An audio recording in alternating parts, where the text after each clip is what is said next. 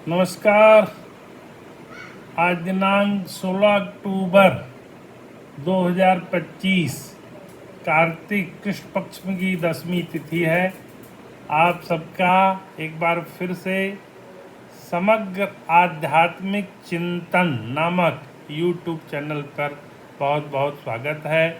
कार्तिक महीना दामोदर मास के रूप में जाना जाता है, भगवान कृष्ण का महीना है। आइए सर्वप्रथम उनको याद करते हैं।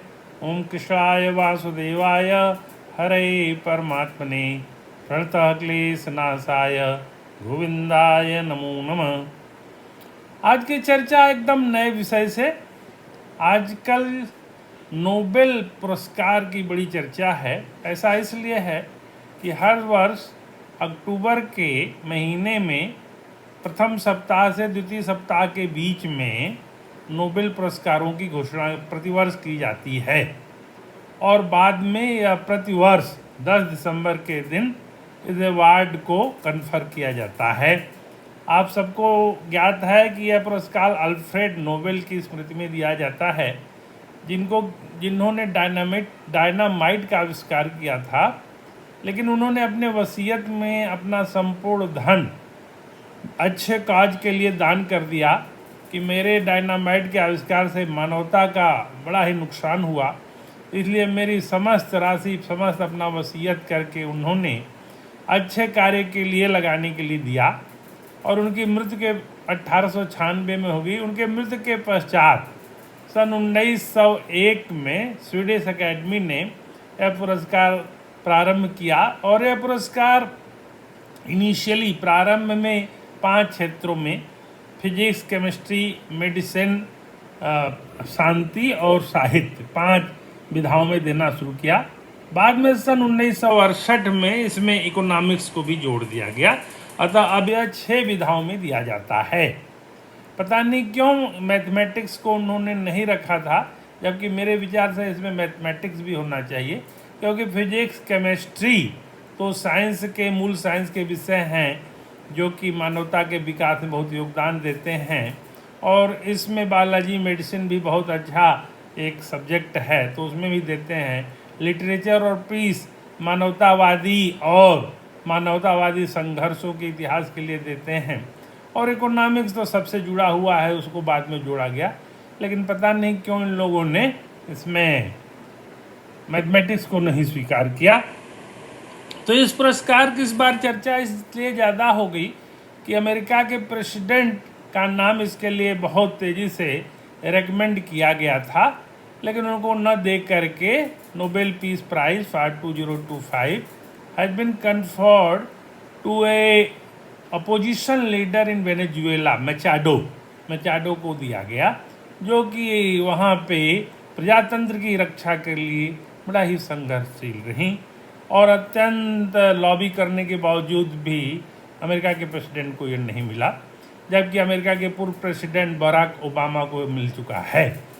तो उन्होंने इसके लिए बड़ा प्रयास किया था। हो सकता है अगले साल उनका नाम भी इसमें जुड़ जाए, कुछ कहा नहीं जा सकता।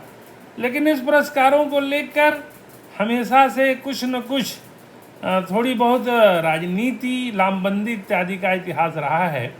जैसा कि आप सबको ज्ञात होगा कि महात्मा गांधी जी को यह 5 बार रिकमेंड किया गया था, 37, 38, 39, 47 और 48। 48 में गांधी जी की मृत्यु जनवरी महीने में हो गई थी और उस साल भी यह पुरस्कार में शायद उनका नाम कंसिडर किया गया होगा, लेकिन 48 में पुरस्कार किसी को नहीं दिया गया।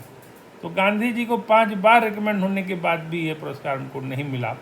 महर्षि अरबिंदो को 2 बार ये पुरस्कार रिकमेंड हुआ, एक बार लिटरेचर के लिए और एक बार शांति के लिए। आप लोगों को ज्ञात है कि महर्षि अरविंद एक बहुत बड़े क्रांतिकारी दार्शनिक थे, आध्यात्मिक पुरुष थे। उन्होंने साहित्य में भी, विशेषकर अंग्रेजी में बहुत सारा सृजन किया है। सावित्री नामक उनका महाकाव्य, ऐसे जान गीता और अनेकों ग्रंथों की उन्होंने रचना की, लेकिन उनका नाम इसमें नहीं कंसिडर हुआ। बल्कि कुछ ऐसे लोगों को भी नाम में दिया गया जो कि बाद में मना भी कर दी। जैसे 1926 में जॉर्ज बर्नार्ड शॉ, जो कि बहुत बड़े साहित्यकार थे, ड्रामा लिखते थे, नाटककार, साहित्य की अप्रतिम सेवा उन्होंने की। उनको साहित्य का पुरस्कार दिया गया, उन्होंने मना कर दिया, बोला कि इससे मेरा इंसल्ट हो रहा है।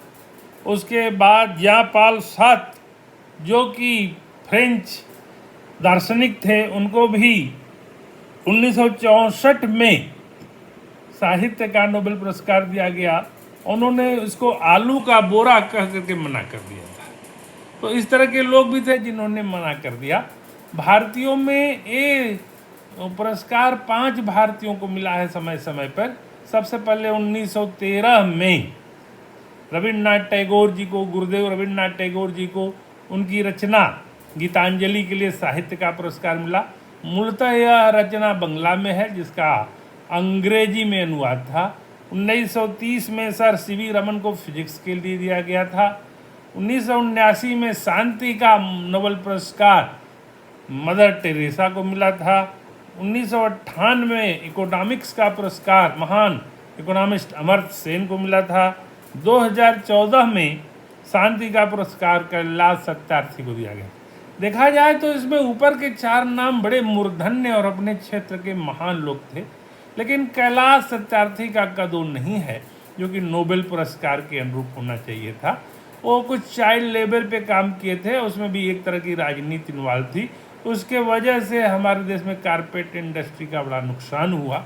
और चाइल्ड लेबर पे उन्होंने जो काम किया वो भी केवल कारपेट क्षेत्र में काम किया। चाइल्ड लेबर तो आज भी है, आज भी आप जाएं तो सड़कों पे तमाम बच्चे जो है होटलों में प्लेट धोते हुए देखते हैं, कोई पंचर बनाते हुए दिखते हैं। तो उस पर उनकी निगाह नहीं गई, केवल उनकी निगाह जो है कारपेट इंडस्ट्री के चाइल्ड लेबर पर दी गई। तो नोबेल पुरस्कार के प्रति तमाम तरह के आरोप प्रत्यारोप का भी दौर चलता रहता है, और इसमें अवश्य में कुछ राजनीति भी होती है, जैसा कि ज्ञात होता है। इसके अलावा 4 भारतवंशियों को भी नोबेल पुरस्कार मिला, जो कि वस्तुतः भारतीय मूल के नागरिक अब नहीं रह गए थे। जैसे कि सर हरगोविंद खुराना को 1968 में मेडिसिन के लिए मिला, और सुब्रमण्यम नाम के चंद्रशेखर सुब्रमण्यम नाम के एक भौतिक वैज्ञानिक को भी मिला। इस तरह से 4 भारतवंशियों को भी मिला, लेकिन वो मूलतः अब भारत के नागरिक नहीं रह गए थे, तो उनकी गणना भारत के लिए नहीं होती है। तो ये पुरस्कार, वैसे तो इसमें पुरस्कार राशि ही 10 करोड़ रुपए से ज़्यादा की है, भारतीय रुपए के करीब से इससे ज़्यादा की है। और इसमें जो मान सम्मान होता है वो भी बहुत ज़्यादा होता है, और मानवता की सेवा के लिए दिया जाता है, और इसका उद्देश्य बड़ा ही परम और पुनीत हो गया है। लेकिन अब गांधी जी को इसके लिए नहीं योग्य समझा गया, तो अगर गांधी जी को ये पुरस्कार मिलता तो इस पुरस्कार का कद बढ़ जाता, या यूँ कहा जाए कि यह पुरस्कार गांधी जी के कद को नहीं छू पाया। अगर गांधी जी को मिला होता तो उसे गांधी जी को नहीं बल्कि इस पुरस्कार की मान्यता में वृद्धि हो जाती। वो इस सदी के सबसे बड़े महानायकों में से एक थे। क्या इस सदी के 20वीं शताब्दी के सबसे बड़े महानायक महात्मा गांधी थे, उनको इस पुरस्कार के योग्य नहीं समझा गया, जबकि यह पुरस्कार 5 बार उनके लिए रिकमेंड हुआ था।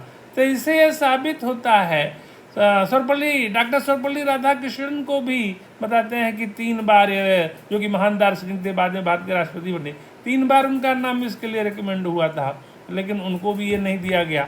तो इस पुरस्कार के प्रति तमाम राजनीति की सूचनाएं समय समय पे ज्ञात होती हैं, और अगले वर्ष भी ये लॉबिंग फिर होगी, और फिर ये पुरस्कार, नोबेल शांति पुरस्कार किसी को मिलेगा, किसी को नहीं मिलेगा। लेकिन उसके लिए जिस तरह की लॉबिंग अब शुरू हो गई है वो बड़ा विचित्र विषय है। तो मानवता की सेवा के लिए इस पुरस्कार 6 विधाओं में अब दिया जाने लगा है, और वो सारे विधा इस साल के सारे पुरस्कारों की घोषणा हो गई है, और बड़े मूर्धन्य लोगों को मिला है। लेकिन शांति पुरस्कार की ज़्यादा चर्चा हुई कि इसमें बड़े बड़े लोग इन्वॉल्व है, और इस बार अपना नाम पुरस्कार वाले लिस्ट में शामिल कराना चाहते थे। वास्तव में जो मचाडो हैं, जो महिला वेनेजुएला की अपोजिशन लीडर है, उनका संघर्ष बहुत बड़ा था। वहाँ पे डेमोक्रेसी की एक तरह से हत्या हो गई थी, उसको कुचल दिया गया था। तो उन्होंने मानवता के अधिकारों के लिए, प्रजातंत्र की रक्षा के लिए बड़ा संघर्ष किया। तो इसलिए उनका नाम इसमें उपयुक्त माना गया था। तो वैसे सारे पुरस्कारों में कहा जाए कि राजनीति होती है और केवल उसी पे पुरस्कार दिया जाता है, ऐसा नहीं कहा जा सकता। इस पुरस्कारों का भी अपना क्रेडेंशियल है। जैसा कि नोबेल पुरस्कार समिति ने इस बार कहा भी कि हम किसी लॉबिंग या फेसबुक या सोशल मीडिया के प्रचार से प्रभावित नहीं होते हैं। हम अपना पुरस्कार उचित समय पे उचित व्यक्ति को प्रदान करते हैं। यह हफ्ता दिवाली वाला हफ्ता है। आप सबको दिवाली की कोटिशा शुभकामनाएं। आपके जीवन के सारे अंधकार को माँ महालक्ष्मी दूर करें, आपके जीवन में प्रकाश आवे, उजालियारा आए और आपके जीवन में मानवता प्रवेश कर जाए और आप हमेशा अच्छे कार्य के लिए संलग्न हो जाएं और आपके अर्थव्यवस्था में भी वृद्धि हो। जो हमारे रिटायर्ड कर्मचारी हैं उनको एरियर डीए जल्दी मिल जाए तो उनका दिवाली अच्छे ढंग से सुधर जाए। वैसे भी जीएसटी कम हो जाने से इस बार बाजार में अच्छी रौनक के संकेत हैं। एक बार पुनः आप सबको दिवाली की कोटिशः शुभकामनाएं। सर्वे भवन्तु सुखिनः, सर्वे सन्तु निरामया, सर्वे भद्राणि पश्यन्तु, मा कश्चित् दुःखभाग् भवेत्। नमस्कार।